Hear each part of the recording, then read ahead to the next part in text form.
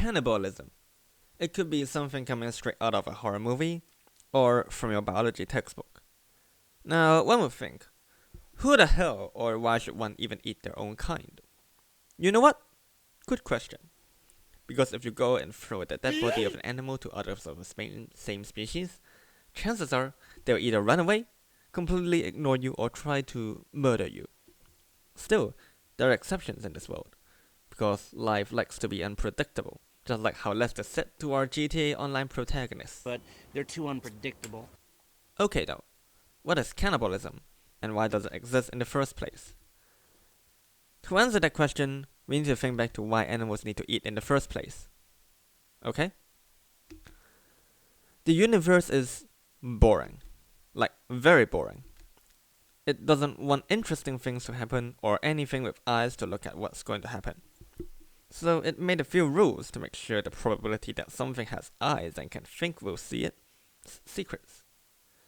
These are the laws of thermodynamics. For our purposes, is that energy can only be transferred and not created, and that entropy always increases, meaning over time, everything gets messier. Next, life needs energy to survive and do a bunch of things, like moving around, growing own body, having some moments, and other things. The thing is, all lives cannot create energy and have to get energy from somewhere else.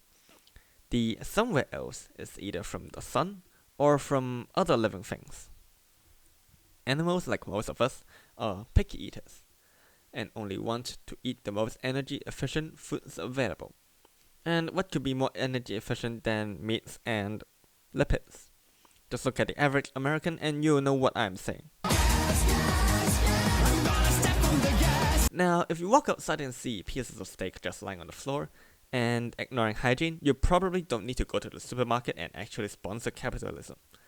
But most of the time, this is not the case. This is another very crappy design of the universe. In order to obtain energy, one must spend energy.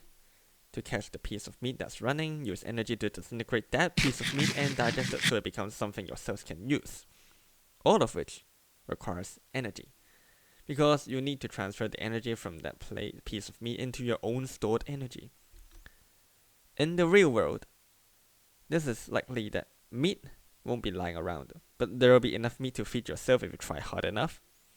Unless there isn't. If, for some reason, you decide to play on hell difficulty, like spawning in a desert, then it really becomes troublesome to find meat. And in nature, where getting the most energy is the only thing matter, ethics get yeeted out of the room.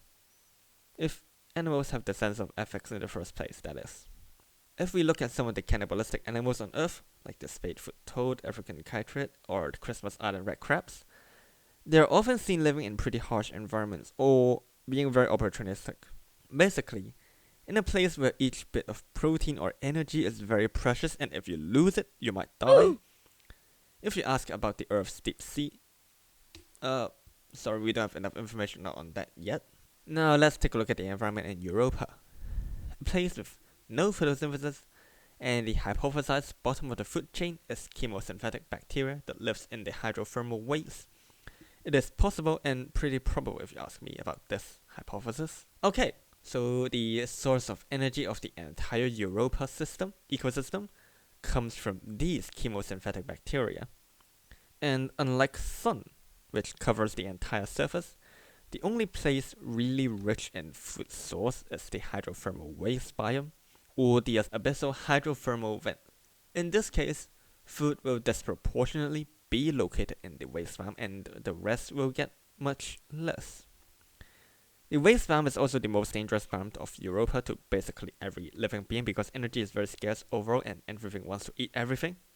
This makes the stronger species like Molochs, giant spinelings, and hammerheads the more dominant species in these places, where the regular crawler or thresher likely don't stand chance unless they attack in large groups. So the place where we can find more of these crawlers are in easier biomes like the cold caverns or European ridge. However, these biomes also contain less food due to their distance from hydrothermal vents. This makes every bit of food essential to survive. If you can afford to throw away your morals and cruel disease, and you have literally nothing to eat besides the dead body of someone you may or may not know, you would probably eat the corpse, because if you don't, you die. If we apply a similar principle to the crawlers living in the cold caverns, then they are facing a very similar situation.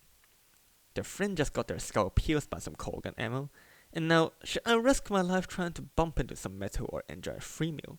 To which almost all crawlers would choose the free meal. In any harsh environments where food is very scarce, competition will also be extremely high. Whether it's interspecies or intra-species, and only those who are the strongest can survive, having the opportunity to remove some of the competition for food means more energy available to oneself. Also, the dead corpse itself is rich in proteins. It is also important to remember that cannibalism is not the default or their preferred option. It is very likely this is the result of intense competition and the opportunistic food craving abilities. Crawlers with an option will always choose you over their dead friend. And the same goes for tiger threshers. Who needs to kill their friend if me and my friend can both have enough food?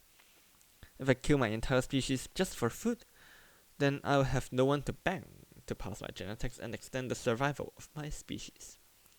It would be unwise to give up the greatest objective of life just for a bit more beef for a meal. Crawlers in the game don't kill each other for whatever reason, unless it's a husk crawler, then that's another story. Although I suspect that in the case where the entire colony is out of food, it's possible that one dude will be selected as food and mercilessly murdered by the friends of the colony, or in that case we shouldn't count them as friends? Sexual cannibalism is another thing that's interesting to talk about, but unfortunately we can't see fish banging in barotrauma, so we have no idea whether they display this kind of behavior or not. Another type of cannibalism that's worth mentioning is the one displayed by some birds known as facultative simplicide.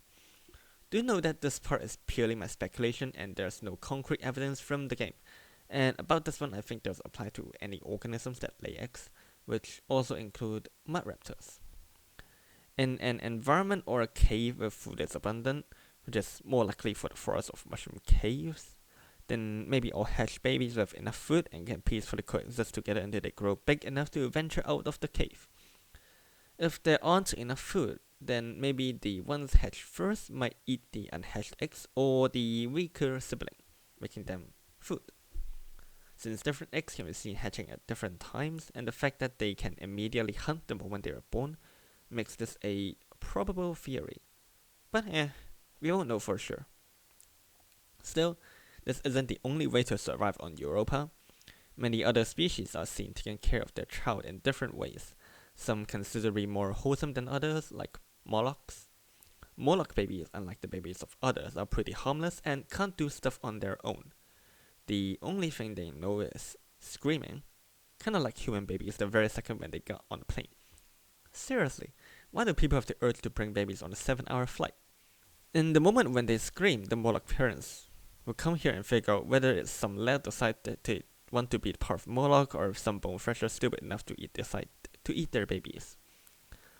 Hammerheads are another interesting ones in terms of taking care of their young.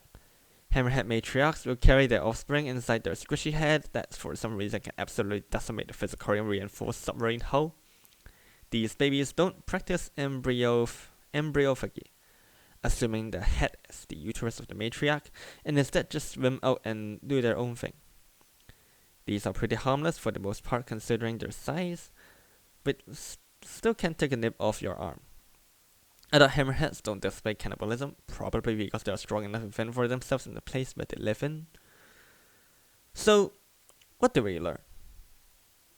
Kill your annoying brother or sister so they can get all the food from your parents. No. Please don't do that. Okay, for real. The world doesn't like living things. And to convince them, so you need energy. Depend on whether the place you live in contains enough energy to feed you or your friends. If the place don't have enough energy, then one might consider the option of cannibalism and decide that their friend is the best meat and energy source. お前はもう死んでいる。何? This is probably a pretty terrible decision, but in the eyes of survival, This is a sacrifice that some is willing to make, and in the most part, for the better good of the species. In real life, however, cannibalism also have other considerations. Now, animals are full of proteins and lipids, which might be hard to come across in the natural environment, or in the world full of hostiles. It is important for one to grow as big as fast as possible, so the arms race of becoming thick starts before one was born. The siblings or friends are just the best source of proteins, even if the environment itself might provide enough carbohydrates. Just one more thing. Cannibalism is more likely the exception than the norm, because killing a friend or sibling means there's less people out there reproducing, which is bad for preserving the species. So if they have a choice, they will prefer food source of other animals than their own. This also means that we humans should not start to eat each other if a famine comes, although there's another reason for that. Yeah, probably doesn't matter to the both of us.